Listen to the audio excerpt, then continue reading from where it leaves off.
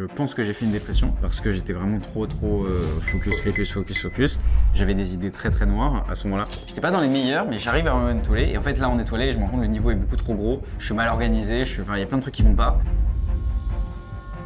Tu es à la tête d'un des plus gros médias aujourd'hui de France, en tout cas en devenir. Et en fait, c'était réservé à une sphère très fermée. Et les réseaux sociaux ont ouvert cette sphère. Je me suis fait virer plusieurs fois de l'école, puis définitivement du collège. Et donc mon dossier est catastrophique. Et donner un sens à la vie des autres, ça me donne un sens à la mienne en fait. Tu crois que c'est la Terre qui tourne ou c'est nous qui tournons autour de la Terre? Et d'ailleurs, est-ce qu'elle est plate ou est-ce qu'elle est ronde? Je pense quand même, malgré tout ce qu'on peut dire, que je pense qu'elle est ronde. Parce qu'on est d'accord que cette table, elle est plate, mais elle est ronde. Oui. On va commencer comme ça. Ça me fait plaisir, Antonin, de te rencontrer. Ça fait très plaisir, enchanté. Bienvenue dans l'Arche. Merci. Alors, je vais t'expliquer rapidement le concept de l'Arche. C'est très simple. Déjà, zéro prise de tête. Voilà. Le but est d'avoir le discours le plus simple possible. En gros, si je devais te donner une image, comme une image vaut 1000 mots, imagine tu rentres dans une salle de sport et tu as un gars hyper costaud dans la salle de sport avec un t-shirt, ça pourrait être moi, mais en plus costaud quand même, avec un t-shirt de lui quand il a commencé. Le but, en fait, c'est d'avoir un message puissant en disant, voilà, aujourd'hui, effectivement, regarde là où j'en suis, mais je vais te raconter les douleurs, le passé, je vais te raconter les prémices avant d'arriver ici pour que toi aussi, tu puisses t'identifier non pas à mon moi d'aujourd'hui, mais à mon moi d'avant, pour que tu puisses, en fait, te comparer à mon niveau 0, mais pas à mon niveau 100, et que ça te donne l'énergie et la croyance, en tout cas, de pouvoir aller chercher ta meilleure vie. Très belle image. Magnifique. Donc, écoute, je vais te laisser te présenter un petit peu, voilà, soit celle-là, soit celle-là, soit celle-là. Ou alors l'audio, tu choisis directement à moi. C'est toi qui vas directement. Vas-y, je t'en prie. Non pas que j'ai quelque chose contre vous. Non, ni contre toi aussi. Bon, c'est parti. Attends, là,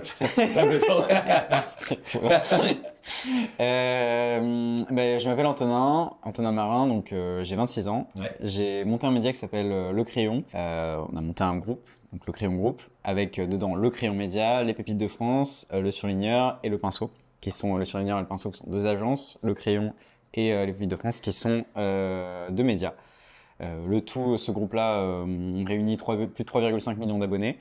Voilà, on cumule plusieurs dizaines de millions de vues par mois sur Le Crayon. Merci pour cette brève présentation. En gros, moi, ce que j'aimerais savoir aujourd'hui, donc bon, Le Crayon Média, effectivement, énorme média, dont je suis encore très fier de participer en tant qu'associé. Donc, merci en tout cas de m'avoir donné cette opportunité. Sur le podcast, on a déjà eu Sixtine qui nous a raconté un petit peu son parcours. Moi, je suis extrêmement fan de ce que vous avez bâti. Tu sais que j'adore vous appeler les 4 fantastiques. Donc aujourd'hui, pour ceux qui regardent cette vidéo et écoutent ce podcast, vous avez découvert Sixtine. Aujourd'hui, vous aurez les découvrir Antonin. Bientôt, vous découvrirez Valran et également Jules. Et vous comprendrez pourquoi je les appelle les 4 fantastiques. 4 univers complètement différents. Des personnes qui ont des thématiques à eux-mêmes, que ce soit physiquement, sensoriellement parlant ou même dans leur façon de penser qui sont totalement différentes et qui finalement à eux-mêmes font un énorme noyau. Donc voilà, je t'invite à t'abonner si tu veux découvrir les autres 4 fantastiques, bien sûr. Il y a personne qui a les bras qui se rallongent, c'est une fiction. J'aurais bien aimé, mais malheureusement non. C'est une fiction. Après moi je dirais que je suis plutôt l'homme invisible. Tu vois, j'aime bien l'homme invisible. Ouais, c'est vrai que si, mais t'as raison parce que mercredi dernier je t'ai pas vu. Ouais, tu vois.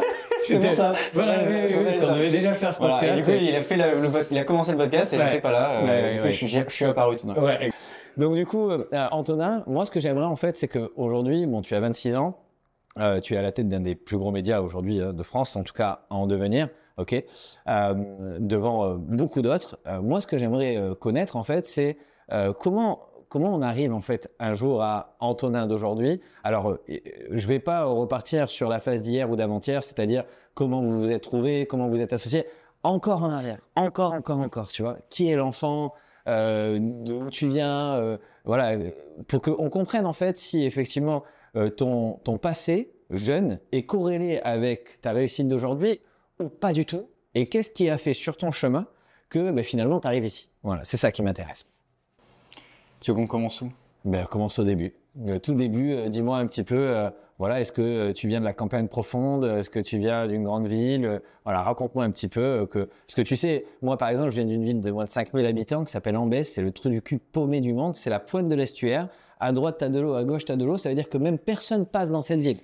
Non mais vraiment. Donc si tu veux, quand je raconte ça et que je raconte mon parcours et je dis je viens d'une ville de moins de 5000 habitants, que j'ai arrêté l'école à 14 ans, que j'ai pas le bac, j'ai pas le brevet, ça inspire n'importe qui. Tu vois ce que je veux dire? Donc le but en fait, c'est aussi de dire voilà, que l'endroit d'où tu viens ne te définit pas. Ouais. Tu vois? Donc, raconte-nous. Bah, moi, je suis né à Paris, dans le 13e arrondissement de Paris. Donc pour ceux qui connaissent pas, c'est plutôt les quartiers populaires de Paris, même si Paris, ça reste, voilà, ça reste quand même. Enfin, voilà, ça reste, je sais pas comment le définir, mais Ça oui, reste cher, exactement, bobo, ça, huppé, exactement, voilà. Tu définis enfant et vraiment. riche, tout ça. Et alors non, justement, en fait, moi, je fais bon. partie de la. Non, voilà, l'histoire quand même est différente de ça, mais non, je fais partie de la, on va dire, classe moyenne, basse des Parisiens. Ça allait plus ou moins. On a connu des mois difficiles. Mais voilà, ma mère, pour qu'on puisse, avec mon frère, s'en sortir, elle nous a mis dans un collège privé.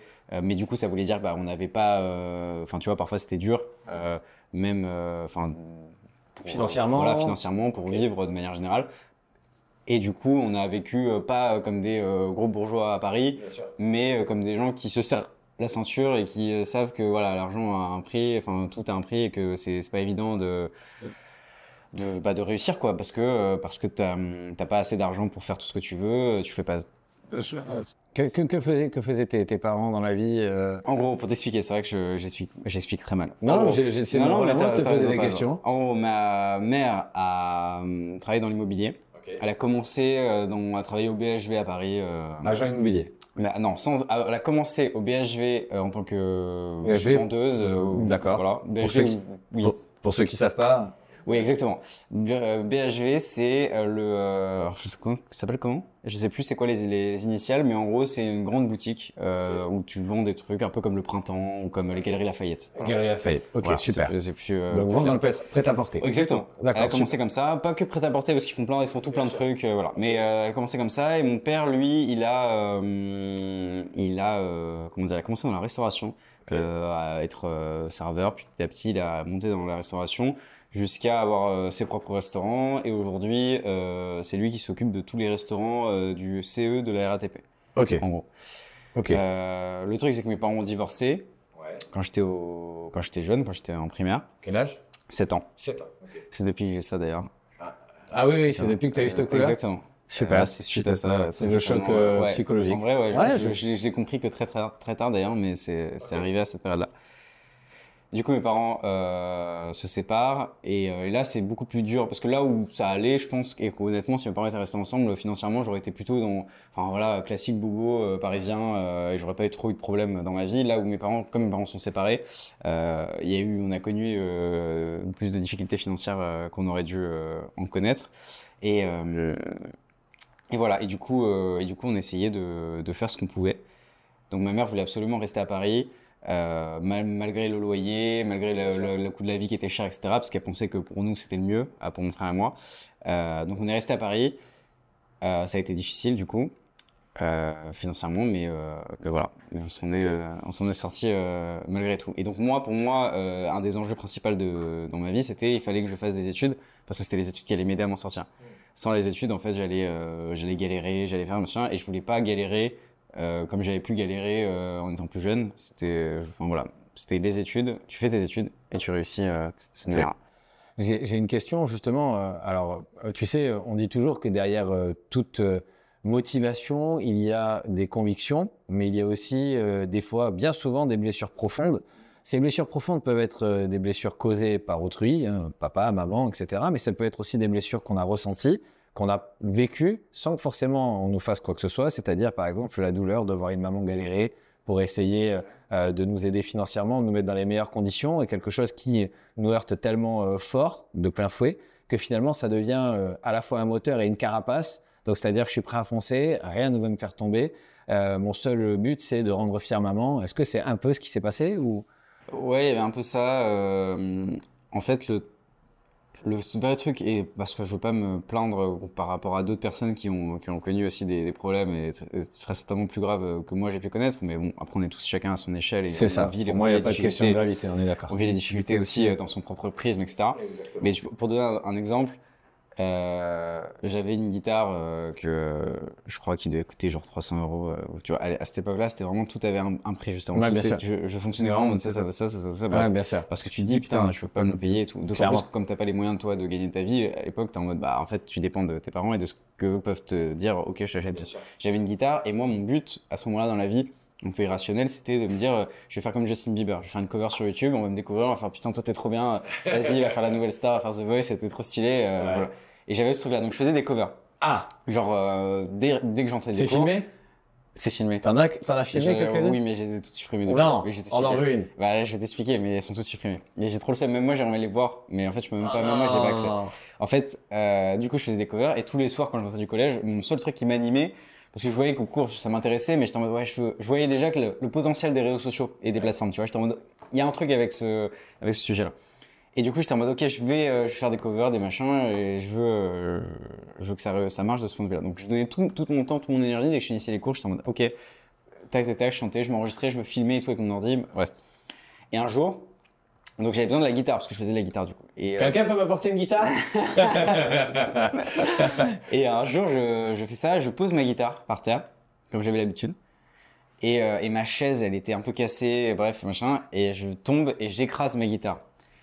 Et pour moi, à ce moment-là, ça peut paraître débile, désuet et tout, mais mon monde s'effondre. Ouais.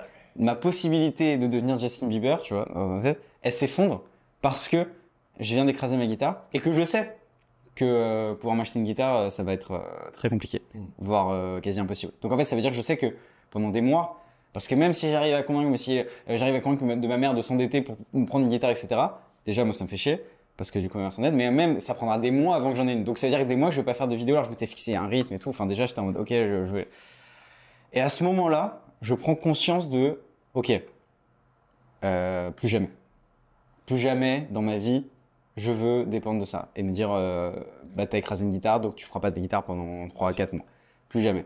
Alors pas tout de suite parce que là j'ai pas les moyens, mais c'est un moteur. C'est de me dire bah je veux pas me dire qu'à un moment je puisse m'interdire de faire quelque chose parce que j'ai pas les moyens de pouvoir me payer une guitare ou autre. Et ça a toujours ça depuis ça m'a Depuis tu t'es racheté une guitare? Et depuis mon oncle m'a offert une de ses guitares ok, super. Donc du coup, si je comprends bien, tu as découvert des réseaux sociaux, c'est fait au travers de la guitare. Ouais, exactement. Ok.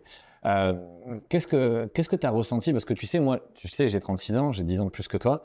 J'ai découvert les réseaux sociaux que très tard, il y a 4 ans et demi, 5 ans maximum, tu vois. Ouais, tu as fait une vidéo sur Facebook. Oui, mais les réseaux sociaux, je te parle les vrais réseaux sociaux. Selon moi, Facebook, c'était plutôt un moyen de communiquer avec les gens que je connaissais. Ah, c'était pas un réseau social, ok. Tu vois, moi en fait, je diffusais pas pour diffuser aux yeux des autres. C'était vraiment que avec mes amis.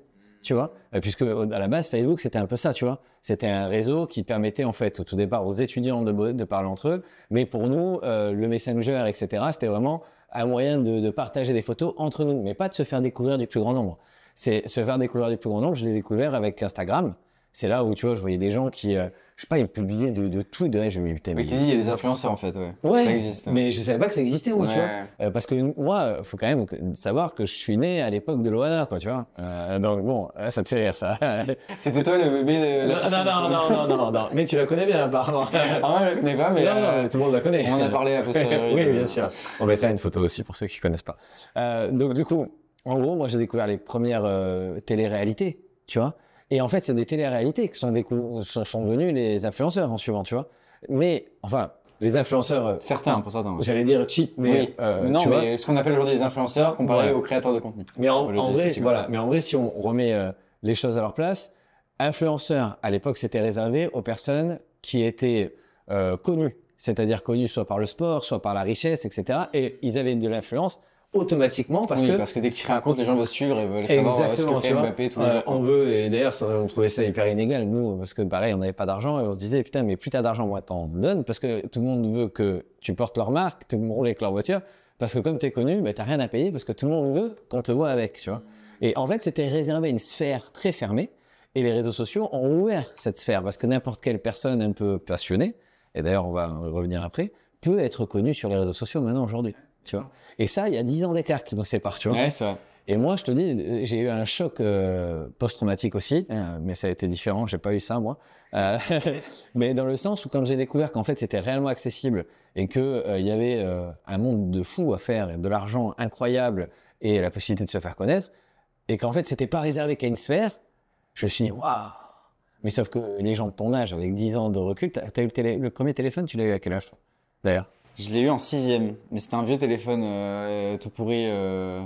Tu vois, le Nokia 3310, quoi, classique. Ouais. En gros. J'ai eu ça en 6e. Après, j'étais trop content parce que moi, j'ai connu les téléphones tu sais, qui s'ouvraient comme ça, là, chut, sur le côté. Oui, avec les il y avait claviers. la Alcatel, là, comme ça. Ouais, exactement. Ouais, bien sûr. Ça c'était trop à la mode, genre vers quand j'étais en 4e. T'as connu le StarTAC? Non, je sais pas ce que c'est. Le StarTAC, premier téléphone à clapper. Ah non, ça j'ai pas Ah, connu. le StarTAC, incroyable. J'ai pas connu StarTAC. Et du coup, il y avait ça. Et après, je me souviens que j'ai eu mon premier. Franchement, j'ai eu un premier quoi. Téléphone tactile, je sais plus. Je sais plus quand ça date. Mais ouais, en tout cas, je me souviens à l'époque, c'était les téléphones comme ça où t'écrivais les. T'as connu le tatou? Non. Ah bah tu vois. Le tatou, c'était un boîtier comme ça que t'accrochais à la ceinture, tu peux envoyer que des SMS avec. T'as connu les cabines téléphoniques? Oui, mais j'ai pas téléphoné dedans. Ah oui, t'as raté ta vie là, mec. J'ai connu les C'était dernières énorme. cabines et. C'était énorme. Voilà. C'était énorme. Bon, voilà, ça c'était le côté nostalgie. Mais pour dire qu'en fait, aujourd'hui, il y a vraiment un monde qui nous sépare de quelques années où en fait, il y a les enfants qui sont nés baignés par Internet et les enfants qui sont nés avant Internet. Ouais. Ce que je veux dire, c'est que il y a vraiment un monde, et c'est vrai que moi, je suis toujours très impressionné les gens qui arrivent à bâtir en fait des communautés, à utiliser les réseaux sociaux comme ça, mais à la fois, je vais pas dire que ça rend ça plus légitime, mais en tout cas peut-être plus facile à absorber pour moi, parce que je me dis ouais, mais ils sont arrivés à la bonne heure, tu vois. Non, il n'y a pas de bonheur. Et voilà, c'est ça. Y a Merci. pas de bonheur. C'était le débat que je voulais avoir. Non, il n'y a pas de bonheur. Il n'y a On pas est de bonheur d'accord. parce que, honnêtement, quand nous on est arrivé sur YouTube avec le crayon, il y avait déjà des gens qui s'étaient lancés sur YouTube, il y a déjà des médias qui existaient. Enfin, on aurait pu se dire, c'est trop tard, d'ailleurs YouTube elle est passée. Ouais, bien sûr. Au contraire, là, s'il y a quelqu'un qui veut se lancer aujourd'hui sur YouTube, je dis vas-y, lance-toi. Quelqu'un qui veut se lancer aujourd'hui sur Insta, je dis lance-toi. Et quelqu'un qui veut se lancer, bref, peu importe sur les plateformes, je suis en mode let's go, lance-toi, il y a de la place pour tout le monde et il n'y a pas de moment. D'ailleurs, c'est intéressant parce que ça m'amène à ma question suivante. Donc, du coup, tu as découvert donc les réseaux sociaux grâce à Justin Bieber. Exactement, Justin Bieber. Ouais, avec sa magnifique. Il avait fait une cover de Cry Me a River de Justin Timberlake. Ah, oui. Pour toi qui t'en souviens, si tu t'en souviens, c'était une chanson qu'il avait fait exploser. Ouais, mais c'était à l'époque, j'ai dansé dessus, moi. Ah ouais? Bah, 10 ans, hein, de plus. C'est vrai. Ouais, enfin, je sais. Ouais. Pourtant, je suis encore tout jeune. Hein. Donc, du coup, tu as découvert donc, les réseaux sociaux. Ça a été quoi tes seconds pas, on va dire, ton premier pas, tes prémices, ça a été donc ces covers. J'ai commencé par les covers. Après, ça s'est assez mal passé parce que, enfin, c'est pas que je chantais mal ou quoi, mais c'est juste que j'ai des gens qui Si t'as tout effacé, peut-être que. Non, mais Il y a en des fait, raisons. non, en fait, il y avait des gens qui aimaient bien. Après, c'est toujours difficile, et ça, j'apporte tout mon soutien à ceux qui se lancent aussi, parce que c'est toujours difficile de savoir si les gens se moquent de toi à un moment ou s'ils se moquent pas. Parce qu'il y a des gens qui se moquent, tu comprends. Il y a des gens qui t'adorent, tu comprends. Mais il y a des gens, tu sais pas trop. Et ils disent, ah, vraiment, mon pote est fan de toi et tout. Mais tu sais pas si en douce, en fait, ils sont pas en train de se foutre de ta gueule et tout. Bref, il y a ces trucs un peu chelous. Mais il y avait des gens qui m'aimaient bien, sincèrement, et d'autres gens qui me, pas harcelaient, mais qui disaient en mode, gros, tu t'affiches, machin, c'est de la merde, truc. Du coup, je me dis, bon, ok, je vais shut down, parce que de toute façon, je me dis que je vais pas devenir Justin Bieber. Donc, j'ai arrêté ce truc-là. Et à partir de là, je coupe tous les réseaux sociaux. Facebook, tout machin, truc. Je coupe vers début lycée, mi-lycée, je coupe tous les réseaux sociaux. Ce qui fait que mon seul canal d'information, c'est l'application du Monde et c'est tout. Ouais. Je n'avais aucun réseau social. Donc j'ai pas connu trop cette vague, que ce soit Insta, machin, truc. Enfin, je connaissais pas. Okay. En tout cas, vraiment, c'était loin de moi. Et quand j'étais au mi-lycée, les premières années de fac, les réseaux sociaux, j'étais pas dessus. Et en fait, c'était quoi tes passions pendant ce moment-là? C'était quoi? j'étais focus sur les cours. Ok. C'était quoi l'objectif? L'objectif, c'était de réussir ma vie. Oui, mais dans quelle branche? Ah, pardon, maths, j'étais en maths. En maths, ok. Maths, 11 x 12? 11 x 12, 130, 121. 11 x 12, pardon, 132. 132. Tu sais comment on fait? Ah oui, je sais. C'est pour ça. Tac, t'as dit Bah ça. oui. Ouais, mais tu me prends de cours aussi. Ah oui, mais attends, je veux savoir si les cours ont fonctionné, mais t'as bien fait d'ouvrir le crayon. Donc ensuite. J'ai jamais été bon en calcul mental. Non, moi je faisais des maths plus théoriques où t'as plus de chiffres en fait. Ah ouais, des graphiques. Les intégrales, des machins, des trucs, tu fais des calculs d'analyse. Et donc c'est ça qui m'intéressait. Et donc moi je voulais te chercher en maths, en gros. Je me disais ok go, je vais te chercher en maths. Donc j'ai fait une prépa, 3 ans de prépa, et après je suis allé à la fac et j'ai étudié les maths. Et pendant ce temps-là, du coup, j'étais en mode focus cours. Ouais. Vraiment, je n'avais aucune passion. Enfin, ma passion, c'était ma meuf et mes cours. Ça, c'est déjà Voilà. de belles passions.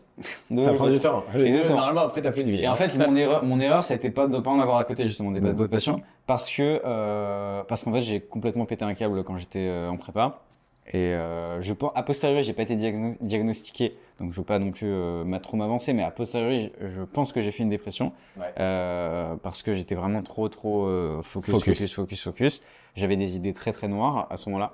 Et voilà, et donc là, je connaissais toujours pas les réseaux sociaux. Enfin, j'étais toujours très éloigné. Puis de toute façon, ça aurait été de la dispersion, donc encore heureux que je les connaissais pas et que j'étais pas dessus. J'ai allé sur YouTube. En vrai, je continue à aller sur YouTube beaucoup, mais sans avoir de chaîne ou quoi, justement. Et quelle a été donc du coup la suite Justement, en gros, ce qui s'est passé, c'est que du coup, je finis la prépa. Dans la foulée, je me sépare de ma meuf. Enfin, je dis je me sépare, on se sépare. Ouais, elle te quitte quoi. Elle me quitte. Ouais, clairement. On est toujours pareil les hommes. Elle, tu sais. Voilà. Les hommes, ils assument bien, c'est incroyable, franchement. Pense à vous les gars. Ouais, vraiment, pense. Donc, et là, je me retrouve en mode. Et en fait, il se trouve que dans la foulée, au même moment, je sais pas comment tout ça se fait, mais je rencontre Valran. On se connaissait plus ou moins de soirée de lycée, mais on n'était pas dans le même lycée, on s'était connus plus ou moins de soirée de lycée. Et là, je le rencontre et il me parle du crayon, etc. Donc en fait, au moment où je me sépare de ma copine, elle me quitte, je commence à bosser sur le crayon. Donc ma nouvelle meuf, c'est devenu le crayon. Et en fait, à ce moment-là, quand on commence à bosser sur le crayon, là, je m'initie de nouveaux réseaux sociaux. Et là, je crée un compte Insta, voilà, je me renseigne un peu sur ce qui est. Est-ce que du coup, tu es d'accord avec cette théorie de la porte ouverte et de la porte fermée? Je sais pas si tu vois de quoi je parle. Non. Qu'à chaque porte qui se ferme, une porte s'ouvre.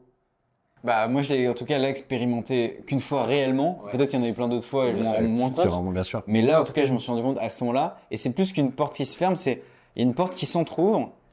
Enfin, elle était déjà ouverte, mais tu commences à partir.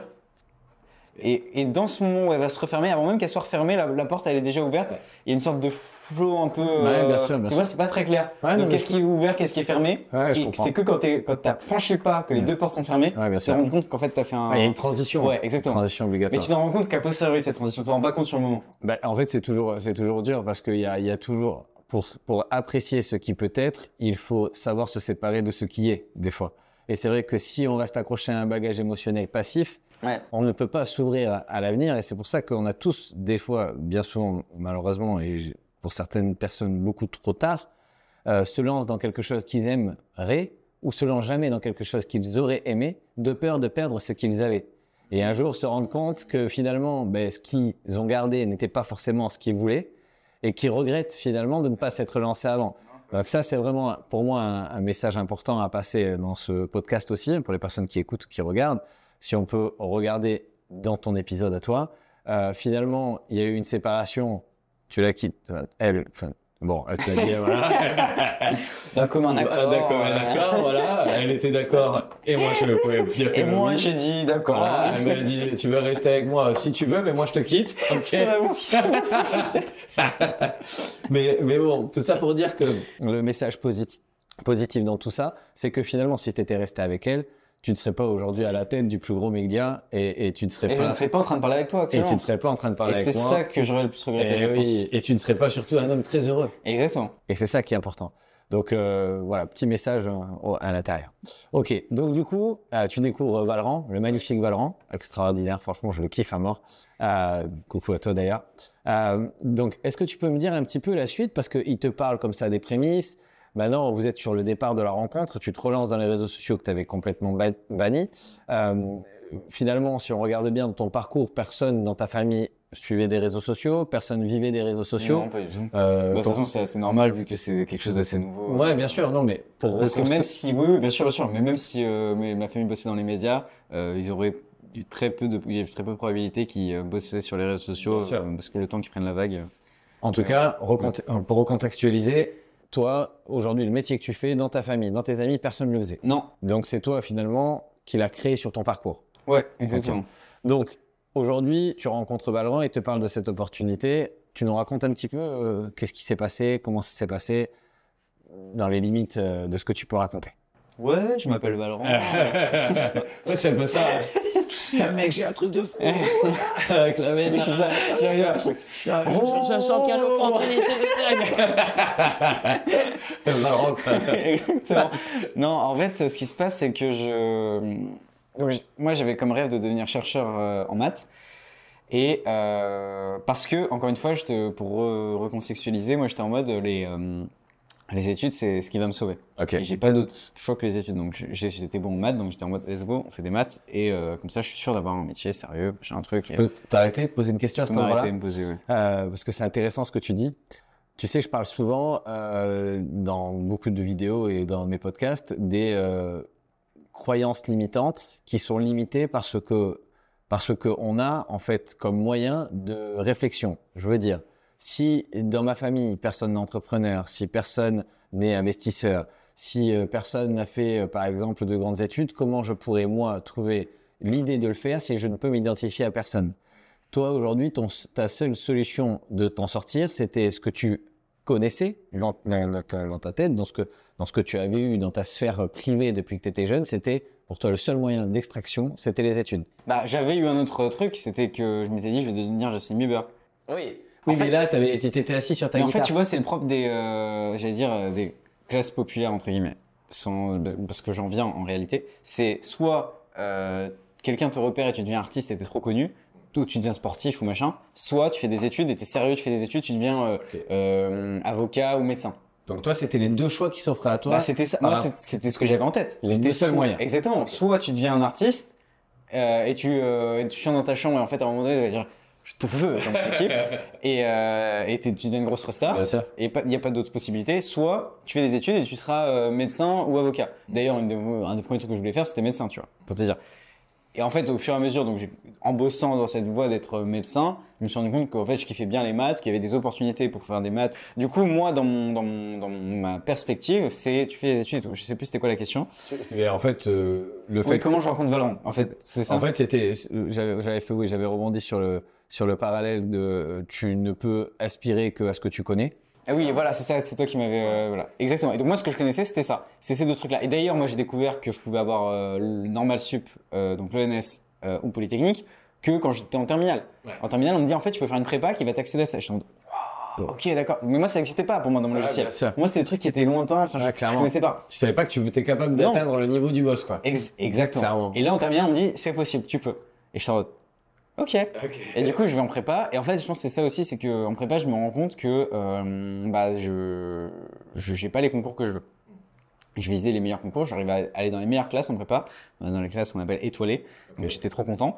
J'étais pas dans les meilleurs, mais j'arrive à en étoilé. Et en fait, là, en étoilé, je me rends compte que le niveau est beaucoup trop gros. Je suis mal organisé. Enfin, il y a plein de trucs qui vont pas. Si je devais le refaire, je le referais pas de la même manière. Et d'ailleurs, si je devais le refaire, je referais pas une classe prépa.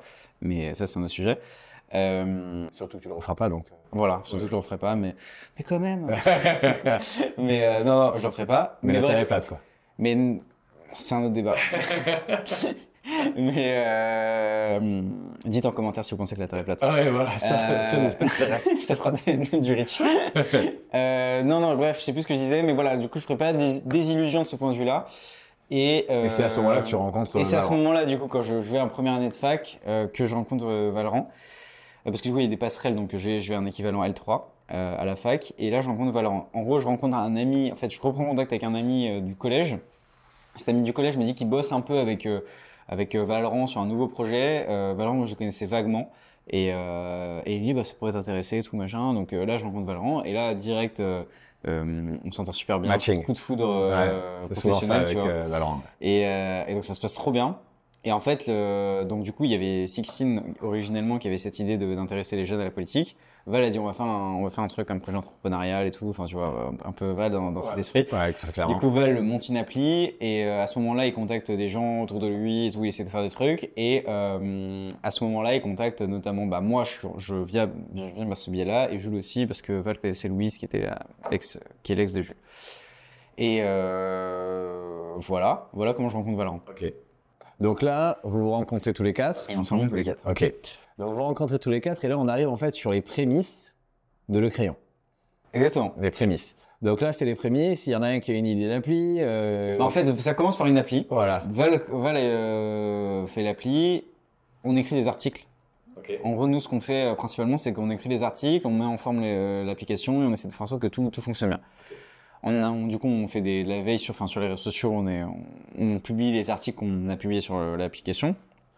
Et on fonctionne un peu de cette manière-là en disant les gens vont voir les réseaux sociaux, on va être viral. Tu vois, un peu comme moi j'avais ce rêve d'être Justin Bieber, on a le même truc en mode on va être viral, tout le monde va dire mais c'est révolutionnaire comme idée, c'est trop bien machin.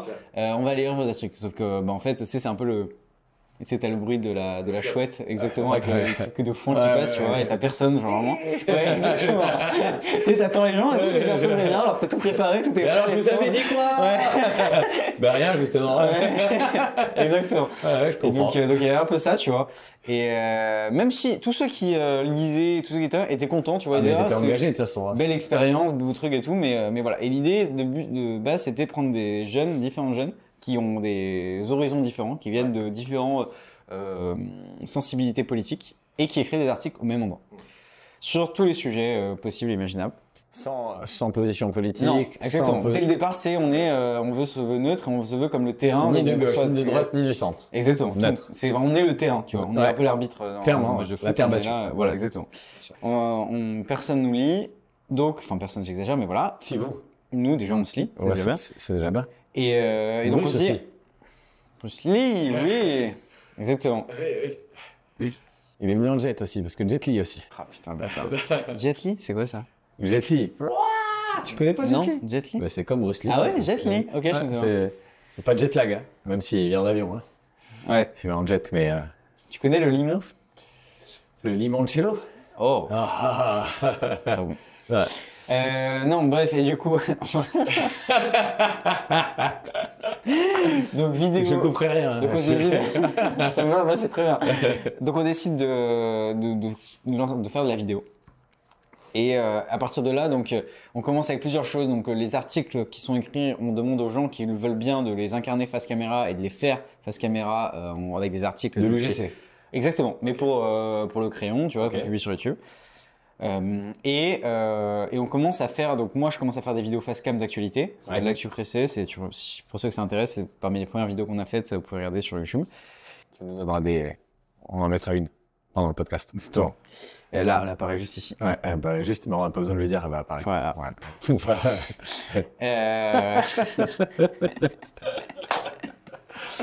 Donc elle va apparaître. Voilà, et donc les actus pressées, et après, où je me ridiculisais aussi, parce que du coup forcément tu mets en fait ça commence en fait, comme ça, t'es en mode alors aujourd'hui c'est passé ça, là.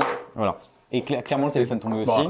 Comme je suis bon joueur, je mettrai une de mes premières vidéos aussi. Et voilà. Comme ça on comparera. Je disais que j'avais fait un générique. J'avais fait un générique où j'avais pris ma guitare encore, tu vois, et j'avais fait un truc, j'avais fait quelques notes et je faisais l'actu pressée. Ouais. Je veux dire. Voilà. On est à ce niveau-là. Ah ouais, non, ouais, donc peut-être qu'un jour je reprendrai ce format, ou pas. Peut-être que ce sera pas nécessaire. Non, sois pas pressé non plus de le reprendre. Exactement. L'actu. Et du coup on se dit aussi, on parle de ça, vu qu'on veut on va être un terrain neutre avec différentes idées, on va faire des débats. Ouais. Organiser des débats. Et donc là on commence à organiser le premier débat. Qui est un débat pareil en termes de matos. Enfin aujourd'hui, tu vois, là, on tourne chez nous, donc tu vois, il y a 3 caméras, machin. Enfin, c'est nickel. Pas les tables et tout. À l'époque, la vidéo, c'est le féminisme avec Julien Rochdier, mais Better Self. C'est une catastrophe en termes de prod. Mais d'un point de vue édito, tout le monde en mode, il se passe quelque chose. Ouais, clairement. Là, il se passe quelque chose et nous-mêmes, on le comprend avec la logo et tout qui prend, les vues, machin. On se dit, oh merde, on a compris quelque chose. C'est la première fois où on a ce moment eureka, on se dit, putain, oui, on a un product market fit, comme parleraient des entrepreneurs, pour qu'on parle d'ailleurs. Il y a un message quand même là, si tu me permets, parce que j'aime bien arrêter dans les moments importants. Il y a un message important que tu viens de passer, et Sixtine, je pense que serait la mieux placée pour mettre le doigt dessus.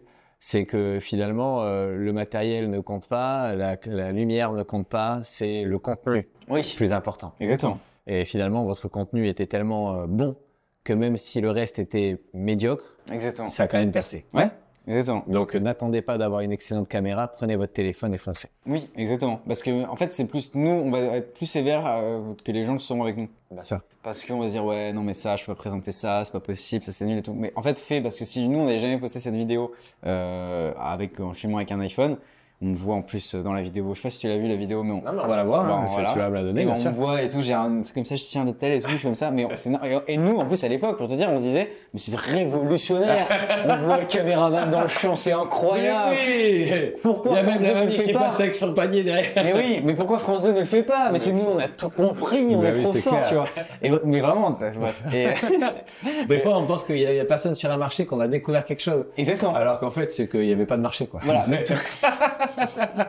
Mais tout en se disant aussi, tout en prenant conscience que voilà, évidemment, la vidéo n'était pas qualitative du tout. Bien sûr. Même si on se disait, il y a certaines idées qu'il va falloir qu'on garde. Parce qu'elles sont L'énergie bien, était etc. là, la Exactement. motivation était là. Mais moi, pour moi, c'était un truc de fou. C'est-à-dire, je sortais des cours. À l'époque, j'étais en L3. Je sortais des cours et je courais. J'étais en mode, putain, on va faire un débat, c'est trop bien, machin. Et j'étais trop content. Et j'étais trop content parce que ça boostait, enfin. Bien sûr, mais ça avait trouvé un sens. Exactement. Ouais, Exactement. clairement, Et, ça a du sens dans le sens où si toi, tu trouves un sens, ben, quand les gens vont regarder la vidéo, c'est l'essence même de ce que tu es en train d'expliquer qui fait que finalement, ça donne un sens à un truc. ouais, totalement. Et du coup, on fait ça. Après, il y a le Covid. Covid, on se confine avec Val. Donc, avec Val, on repense un peu tous les trucs, comment on fait la strat et tout. Période Covid, opportunité pour toi? Ah oui, clairement. Clairement. Pour moi, ça a été. Déjà, j'ai pu regarder tout Game of Thrones, les 8 saisons. Ah, ça c'est bien. Et ça, c'est cool. Ouais, c'est vrai que Parce c'est que cool. j'aurais jamais fait sinon, je pense. Ouais, Je serais jamais déterminé. Et comme aussi, comment ça s'appelle, La Maison du Dragon aussi. Non, ça, j'ai pas regardé. Mais ça, c'était après, c'est sorti après la Ouais, Covid. c'est pas mal aussi. Ouais, j'ai pas regardé encore. Mais peut-être, c'est Pas mal. c'est pas mal. Ouais, pas mal. Non, du coup, j'ai ouais, Covid. En fait, on était confinés avec Val, donc on a bossé à fond sur le projet. T'as un mot à dire sur ton analyse rapide de la période Covid, de l'extérieur, de ce que tu as pu voir. Tu connais beaucoup de créateurs de contenu. Est-ce que ça a été quoi quand on dit opportunité? Les gens peuvent se dire, mais il est malade ce mec, il parle d'opportunité, le Covid c'était un truc horrible, etc. Qu'est-ce que tu pourrais, c'est quoi ton recul par rapport à ça? En fait, moi, quand je suis arrivé dans le Covid, j'avais déjà un sens à ce que je faisais justement. Tu vois, mon sens c'était, il faut que je développe le crayon. C'était ça. Il y a beaucoup de gens qui sont arrivés dans le Covid, ils étaient un peu en mode, qu'est-ce que je vais faire, tu vois. Ouais. Et déjà, il y a eu une période longue de, il va falloir que je trouve quelque chose à faire. Il y a des gens qui ont jamais trouvé, on va dire, quelque chose à faire. Il y a des gens qui ont trouvé quelque chose à faire. Et pareil, pour eux, cette période-là, peut-être plus vers la fin, ça a été une période d'épanouissement. Mais tous ceux qui sont arrivés dans la période Covid avec un projet déjà identifié ou qui avaient déjà ces projets-là qui germaient dans leur tête mais ils n'avaient jamais vraiment eu le temps de le faire, je pense que ça a été une période d'épanouissement de ce point de vue-là. C'était chiant parce que forcément, tu ne pouvais pas voir tout le monde. Socialement, ça a été difficile pour beaucoup de personnes, etc. Et même pour moi aussi, parce que forcément, tu vois tout le temps, quand tu finis avec une personne, tu vois tout le temps une personne. Donc au bout d'un moment, voilà. Mais en vrai, pour moi, ça a été toujours, c'est toujours du kiff et j'ai vraiment apprécié cette période-là. Moi, tu sais que Gorantier, moi, il est né pendant le Covid aussi. Tu vois. Mais en vrai, je pense qu'il y a plein de projets aujourd'hui qui existent. Et d'ailleurs, peut-être certains sont morts depuis. Voilà. Mais je pense qu'il y a beaucoup de projets qui sont nés pendant le Covid et qui ont prospéré quelques mois, voire quelques années. Peut-être il y en a encore d'ailleurs qui prospèrent aujourd'hui. Après Covid. Le crayon existait un peu avant le Covid. Le Covid, ça a vraiment été un catalyseur de OK. On a du temps, qu'est-ce qu'on en fait? Ouais, exactement. Ouais. Et on y va, quoi. Petite passade. Ouais, exactement. Et en vrai, tu vois, je sais pas s'il y a beaucoup de gens, mais nous, on se disait, putain, c'est vraiment un moment où on a pu prendre le temps de bien réfléchir le truc et d'avoir le temps. Et parfois, t'es en mode, putain, il faudrait d'autres périodes comme ça où tu peux avoir le temps de se concentrer, de se dire, ok, je me focus dessus, sans être pollué par tout le FOMO que t'as, tous les trucs que tu dois faire, parce qu'en fait, tu peux pas, et juste tu te focus sur ton projet. Et ça, Est-ce que tu es d'accord pour dire en termes de messages, parce que le but de ce podcast, c'est on est des messagers de motivation, d'histoire, voilà, de why quelque part. Est-ce que tu serais d'accord avec le fait que dans toute difficulté, il y a toujours une opportunité, que dans toute galère, il y a toujours quelque chose de bénéfique à en tirer, et que finalement, celui qui arrive à s'en sortir mieux que les autres, c'est celui qui arrive à avoir le verre à moitié plein plutôt que celui à moitié vide? Oui, alors déjà je veux tempérer quand même pour dire qu'il y a des situations qui sont quand même très galères et je veux pas me mettre en mode oh gros t'inquiète, enfin voilà, tu galères, je me bats les couilles. À aucun moment on se posera, je me suis jamais posé comme bourreau ou comme juge. Oui, non, je parle d'appréciation personnelle. Oui, je sais, mais voilà, mais tout à fait, je préfère juste le préciser Bien sûr, quand même, bien sûr. pour que tout le monde sache aussi ça. Et là-dessus, je juge pas. En revanche, pour ce qui est de mon ressort, moi je me suis toujours dit ok, t'arrives une grosse merde, bon, très bien. C'est quoi le worst case scénario? Le worst case scénario, c'est la mort, Ouais. entre guillemets. Ok. Ouais. Donc, Tu dis, ok, si je me laisse morfondre, etc., bah c'est la mort. Donc, moi, ce que je me dis, c'est la mort qui est la finalité. Et du coup, de toute manière, on va mourir, je vais mourir, etc. Donc, qu'est-ce que je veux qu'on retienne de moi? Qu'est-ce que je veux faire? À quel point je vais avoir un impact? Et comment je vais faire? Bah, t'es obligé, enfin, moi, je suis obligé, du coup, de me dire, j'avance, je fais des trucs. Parce qu'en fait, du jour au lendemain, ça peut s'arrêter. bien sûr. Et tu vois, je suis beaucoup inspiré par. Je sais pas si tu connais Big Flo et Oli. Si. Voilà. Bah si. Oli, il raconte, donc un des deux frères, il raconte que lui, il est en FOMO constant. Il veut toujours participer à des trucs, il sort tout le temps, etc. Parce qu'en fait, il raconte que quand il était petit, il s'est pris d'affection pour une dame qui avait genre 50 ans, qu'il a considéré un peu comme sa grand-mère, etc.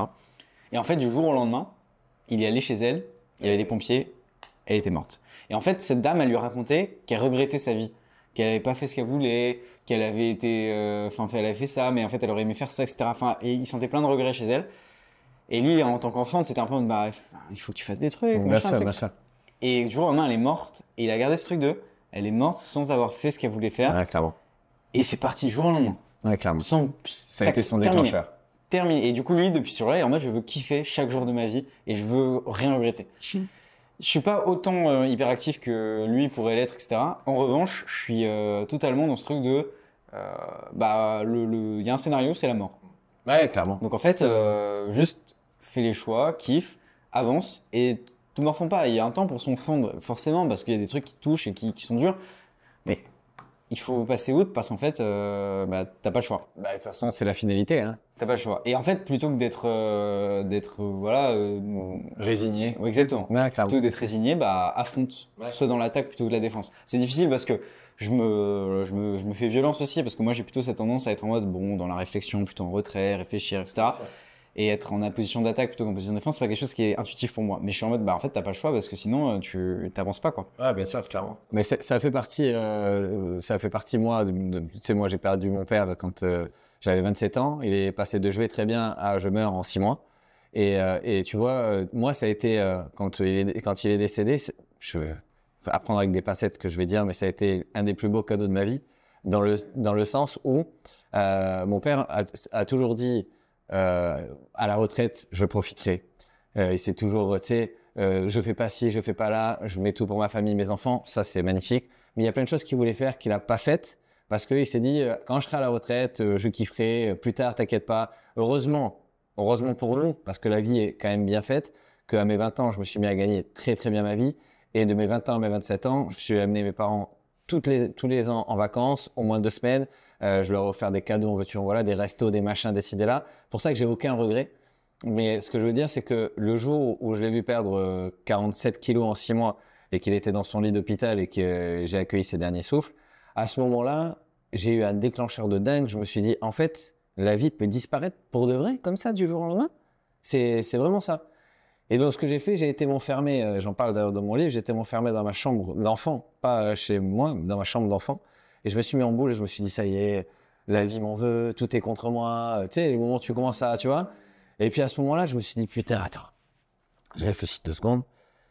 Si ton père était encore en bonne santé, qu'il avait tout, qu'est-ce qu'il ferait là tout de suite? Il irait kiffer de la vie, profiter, etc. Toi, aujourd'hui, tu es en très bonne santé, ton père est parti, ça veut dire que tu as tout ce que ton père n'a plus et tu es en train de faire comme si tu n'avais plus rien. Mec, lève-toi. Lève-toi.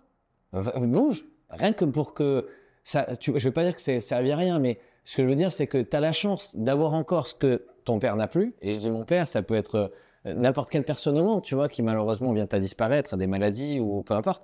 Pour toutes ces personnes-là, on se doit de bouger, tu vois. Parce que tu as la chance, en fait, tu ne te rends pas compte. Je ne sais plus quel gars disait ça, c'était hyper intéressant ce qu'il disait. Il disait, en fait, on ne se rend pas compte de l'utilité d'une main tant qu'on a les deux, tu vois. L'utilité d'un pied tant qu'on a les deux, tu vois. L'utilité de nos jambes tant qu'on a les deux. Et en fait, moi, je sais que chaque mort maintenant malheureusement, qu'on affronte dans notre vie, me rapproche de plus en plus de la mienne. Hein, normal.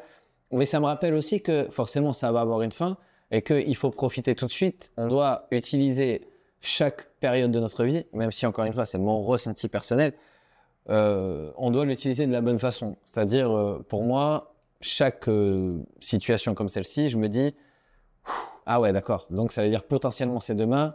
allez, qu'est-ce qu'on va faire là? Il faut se bouger, ça je veux créer, ça je veux faire. Et là où je pense que j'ai obtenu malgré ça maintenant une maladie, c'est la maladie du bouger, hein, mais pas celle voilà, maladie du bouger. Mais pour de vrai, c'est-à-dire tant que je suis en perpétuel mouvement, je ne réfléchis pas. Ouais.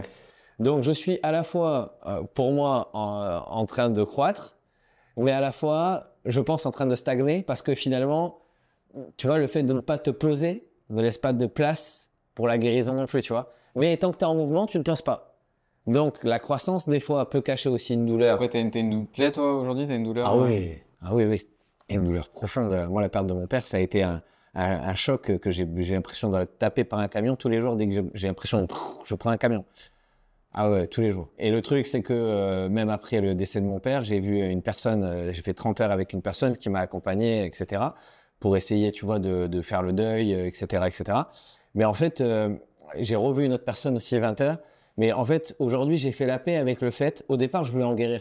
Je voulais en fait que ça disparaisse. Mais aujourd'hui, j'ai fait la paix avec le fait que ça fait partie de moi. Et que cette douleur, en fait, elle est omniprésente et elle doit rester là. Et il faut qu'elle reste là. Parce qu'en fait, c'est le jour où la douleur disparaît que mon père disparaît. Les gens disparaissent réellement qu'à partir du moment où on arrête de les ressentir, qu'on arrête de parler d'eux, qu'on arrête... les oublie. Tu vois ce que je veux dire? Et en fait, j'ai voulu effacer cette douleur pendant trop longtemps, la combler et courir, etc. Comme si, tu sais, tant que tu cours, tu réfléchis pas.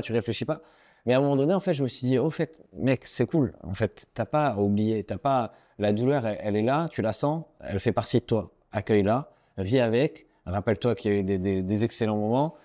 Ta vie, elle est pourrie. C'est pas figé. Tu peux faire quelque chose de mieux. Est-ce que tu suis ta passion? Est-ce que tu suis ta passion, Jérémy? Est-ce que je suis ma passion? Je suis... Alors, aujourd'hui, je pense honnêtement que depuis mes 32 ans, j'ai trouvé un bout de la voie de ma passion. Mais ce qui m'anime le plus au monde, depuis que je suis tout petit, et le métier que je voulais faire, c'était éducateur pour enfants à problème. Ok. Depuis tout petit. Tout simplement parce que ma douleur... Pourquoi tu fais pas alors? Je vais t'expliquer. Je l'ai pas fait au tout départ parce que mon dossier scolaire me le permettait pas. Je me suis fait virer plusieurs fois de l'école, puis définitivement du collège. Et donc mon dossier est catastrophique, scolairement parlant, et donc c'est quelque chose que je ne peux pas faire, que je n'ai pas pu faire. Je n'ai pas pu rentrer dans l'école dans laquelle je voulais, donc j'ai arrêté l'école. Je suis rentré dans un truc de vente, ça m'a pas plu, machin, etc. En fait, en gros, moi j'ai souffert énormément du fait qu'on me mette dans une case parce qu'il n'y avait pas de case pour moi. C'est-à-dire, en gros, il n'y a pas de case pour toi, donc ça veut dire que tu as un cancre, tu réussiras à rien, tu seras clochard ou drogué, dégage. Et en fait, aujourd'hui, je sais qu'il y a énormément de personnes qui se retrouvent dans la même situation que moi et que maintenant on va catégoriser avec des noms que je ne vais pas utiliser, avec des nouvelles maladies qu'on entend parler, où ça y est, on met encore des cases. Tu vois, trouble de la machin, sans le dire, parce que s'il y a des gens qui disent « Ouais, mais c'est une vraie maladie », je dis pas que c'est pas une vraie maladie. Je dis juste que au lieu de trouver des maladies à tout le monde, Einstein le disait très bien, si tu mesures la capacité d'un poisson à monter un arbre, bah forcément ça restera un idiot. Mais un singe y arrivera très bien. Ça ne veut pas dire que le singe est meilleur que le poisson, ils sont juste différents. Et en fait, pour moi, ma passion, c'est de trouver le moyen de véhiculer justement le message que on doit prôner la différence et accepter que la différence n'est pas notable. C'est-à-dire qu'on ne peut pas mettre une note sur tout. On va noter sur tout et tout comparer. C'est pour ça que je te disais que la notion de douleur est différente, la notion de perception de la douleur est différente, mais la notion de capacité aussi est différente. Pourquoi aujourd'hui, sachant que Antonin, par exemple, est meilleur que moi dans le domaine du média, ça fait de moi un cancre? Est-ce que ça fait de moi quelqu'un de moins bon que toi? Si je suis meilleur que toi, je gagne plus d'argent, est-ce que je suis meilleur que toi? Non, on est juste différents. Ma seule question, c'est est-ce que tu es heureux? Point. Si tu es heureux, magnifique. Donc mon but à moi, c'est, au travers du podcast, et c'est pour moi, le meilleur moyen, et moi je suis quelqu'un, en gros, mes deux objectifs, enfin, je vais dire mes trois vrais objectifs, vrais. Créer un dessin animé, voilà, c'est un truc qui m'anime de ouf, vraiment. La deuxième chose, c'est le rap. Ok. Voilà. Donc écrire des textes, tu vois, et potentiellement un de ces quatre, okay. J'en fais depuis que j'ai 12 ans, mais n'attends pas la retraite. Non, j'attends pas la retraite, mais pour moi ça c'est un. Ouais. Si t'as pas envie de, tu regretteras pas. Je regretterai pas. Oui, okay. Non, je regretterai pas. C'est ce qu'il faut se poser comme question. Voilà. De toute façon. Je regretterai. En fait, j'ai une vraie facilité pour les jeux de mots, les trucs comme ça. Et on en vient en fait, si tu veux, à mes deux piliers. Mais qui rejoignent en fait un seul pilier, de faire des dessins animés avec quelque chose d'humoristique pour faire passer un message qui soit difficile à comprendre, mais réussir à dédramatiser des situations et faire comprendre aux gens que c'est normal d'avoir peur. La première fois que tu as embrassé une fille, tu as eu peur, pourtant c'était bien. La première fois que tu es arrivé au collège, que tu connaissais personne, c'est là où tu as rencontré tes meilleurs amis, mais si on t'avait laissé le choix de faire demi-tour, tu aurais fait demi-tour. Et finalement, c'était bien. La première fois que tu as conduit une voiture, ça t'a fait peur, mais aujourd'hui, tu adores conduire. En fait, le message, c'est ça. Et de l'autre côté, un de ces cas, j'aimerais faire un one-man show. Ok. Voilà. Donc, en fait, si tu veux, ça, c'est mes vraies passions. Sauf qu'avant de me concentrer sur mes passions, je mets toute ma famille à l'abri. Et ça, c'est vraiment le why numéro 1 pour l'instant. Donc, ça fait par étapes ma mère, bien sûr, hein, voilà, ma femme, ma fille, mais mon frère, ma sœur, et potentiellement mes amis. Tu vois, trouver des leviers un peu pour tout le monde. Et donner un sens à la vie des autres, ça me donne un sens à la mienne, en fait, tu vois. Et c'est pas parce que je m'oublie, c'est parce que c'est quelque chose que j'aime vraiment faire. C'est quelque chose que je parle. Le éducateur de base. C'est quelque chose dont je parle très peu parce que tu sais, t'es vite, encore une fois, mis dans une case du mec qui se passe pour, tu sais. Ouais, vous inquiétez pas, je prends mon. Ouais, le syndrome du héros, tu vois. Exactement. J'ai pas le syndrome du héros. J'ai pas le syndrome du héros. Enfin, je pense pas.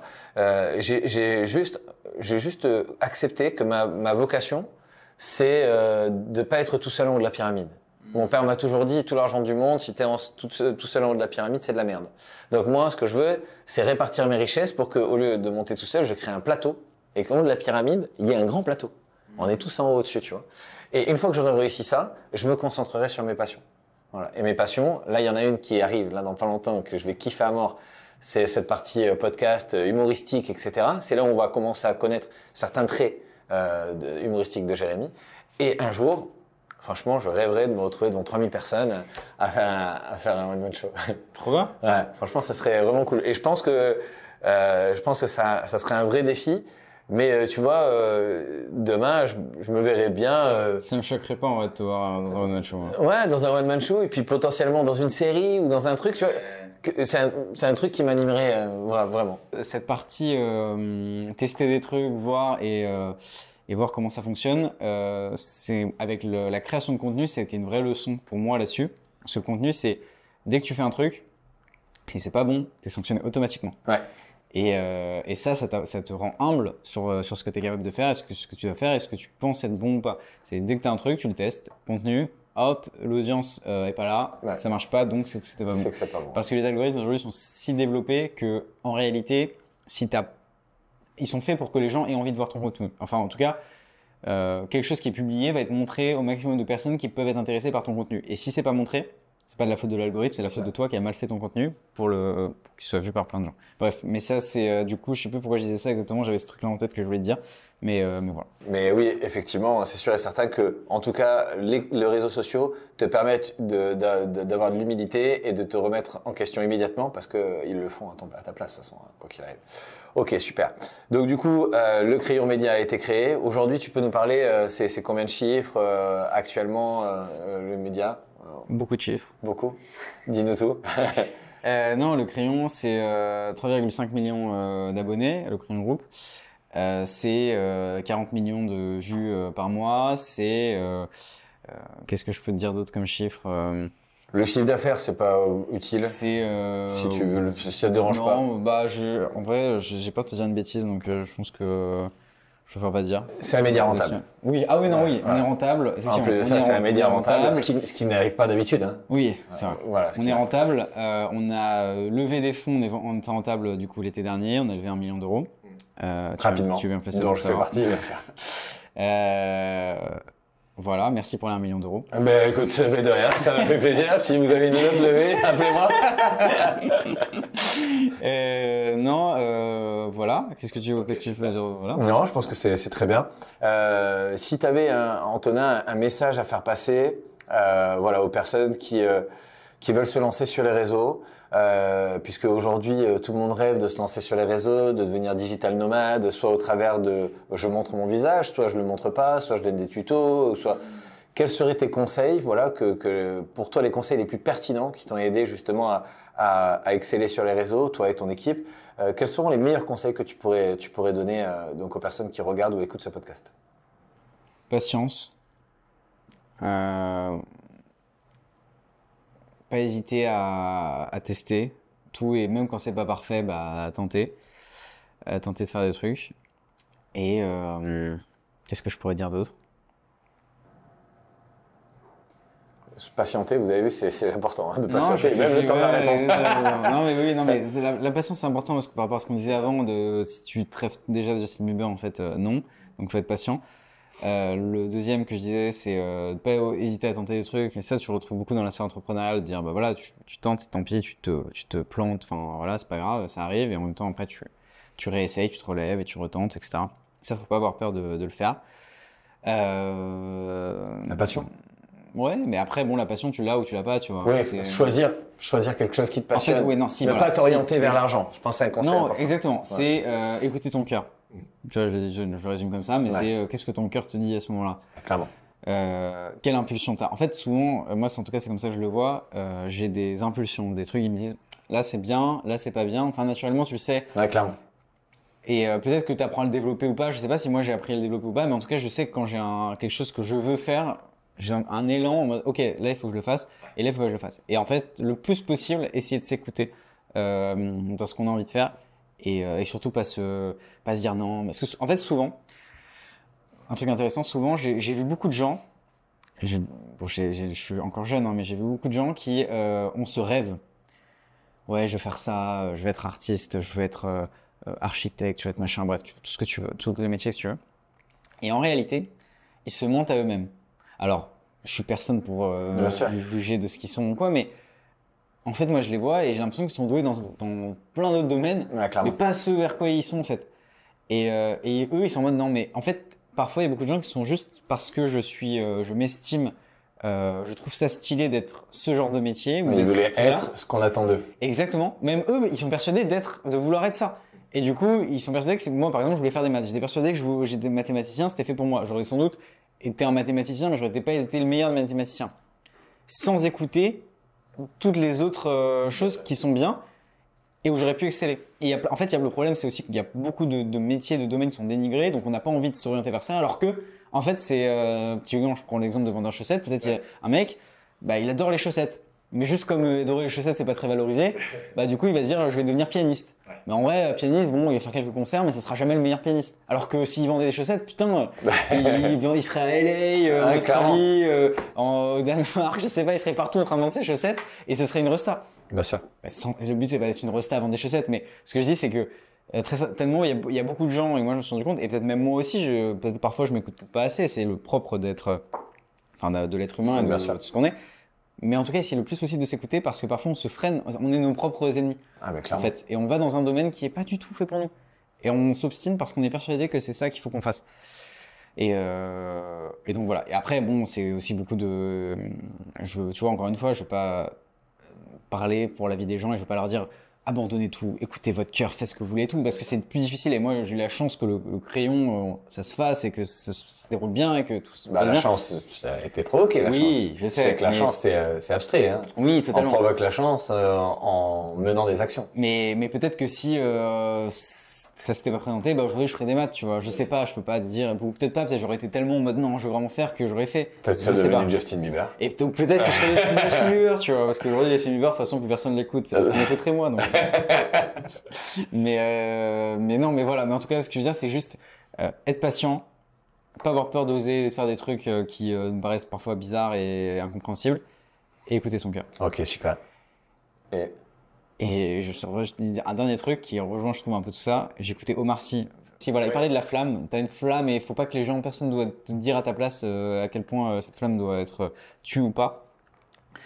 Et quand tu parles de Omar, il y a un truc qui me vient. Et voilà. C'est tout. C'était juste ça. J'ai vu un truc sur Instagram, c'est pas moi qui l'ai créé, mais qui m'a bien plu. Quand tu penses que tout est perdu, pense au homard qui se retrouvait dans les aquariums du Titanic. Tout est possible. C'est vrai. Voilà. C'est vrai. Très vrai. Ouais, c'est vrai.